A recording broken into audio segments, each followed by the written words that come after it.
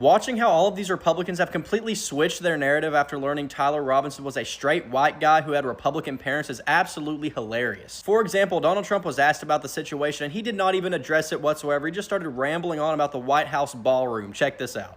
How are you holding up over the last 3.5 days? I think very good. And by the way, right there, you see all the trucks. They've just started construction of the new ballroom for the White House, which is something they've been trying to get, as you know, for about 150 years. Absolutely insane. He had nothing to say there. The only thing he knows how to do is blame the Democrats for everything. That's why he instantly switched the subject onto the stupid White House ballroom that nobody cares about. And this might be even worse. Take a look at Nancy Mace's reaction before she learned this guy was a far-right white guy. Time to bring back the death penalty. Then after she learned more about this guy, she says, we need to know Charlie Kirk would want us to pray for such an evil and lost individual like Tyler Robinson to find Jesus Christ. We will all try to do the same. Suddenly, Trump and Nancy Mace's outrage disappeared once they learned this guy wasn't a radical Democrat as they tried to claim. So now their new narrative is that this guy was brainwashed by the college that he went to. That is all they can come up with. You know, I go to college and they're not teaching me to assassinate people that I disagree with. In fact, they're teaching me to accept other people because they have differing beliefs, and that is a perfectly normal thing. So we finally know who the Charlie Kirk shooter is. And surprise, surprise, he wasn't some left-wing radical at all. He was raised in a Republican household, and there are even photos of him in a pro-Donald Trump costume for Halloween just a few years ago. That doesn't sound very left-leaning to me. But here's the thing. Republicans didn't wait around for any of that sort of identifying information.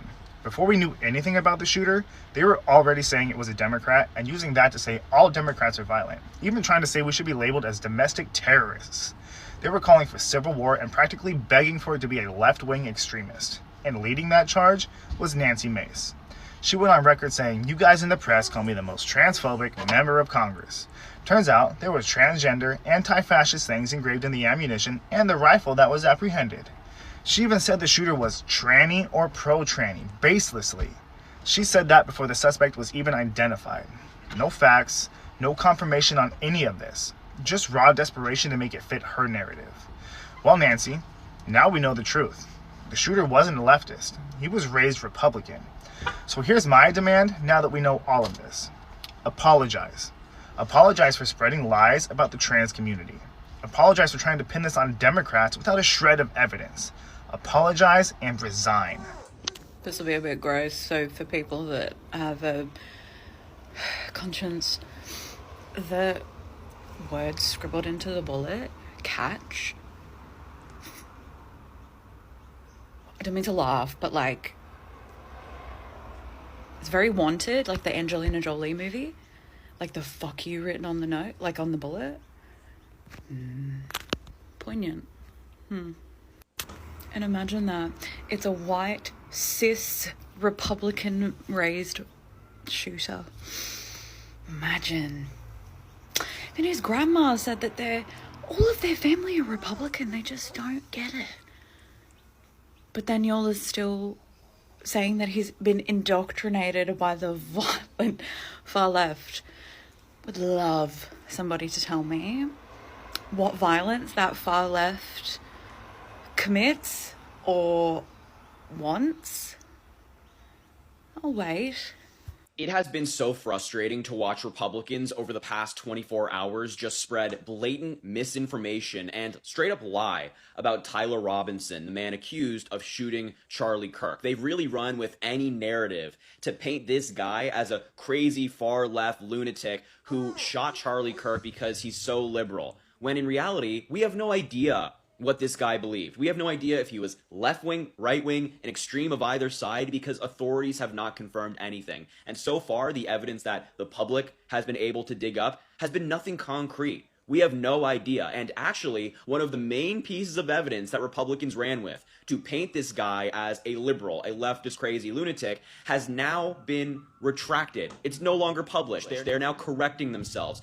This story, which we talked about on this channel, you might have seen. It's publication, it's a reporting, I should say, from The Guardian, where they wrote that the suspect's high school friend said that Robinson was the only leftist in a family of very hard Republicans. Their exact quote from this anonymous source who went to school with Robinson Robinson was, quote, he was the only member of his family that was really leftist and that he was pretty left on everything. The rest of his family was very hard Republican. Republicans took this story from The Guardian and ran with it, and they used it to paint the guy as a leftist, a crazy lunatic.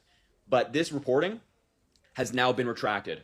I mean, this might be the craziest editor's note I've ever seen, but The Guardian added this into their article, saying this article was updated on the 12th of September, 2025, to remove quotes after the verified source who attended high school with Tyler Robinson said after publication that they could not accurately remember details of their relationship.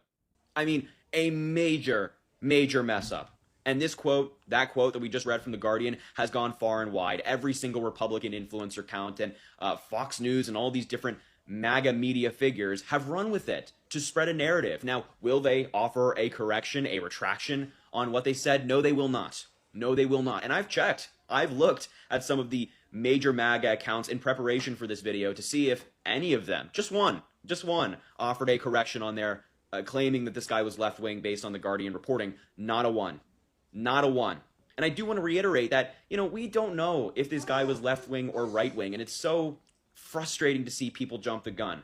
It's always a safe bet to wait for the facts come out.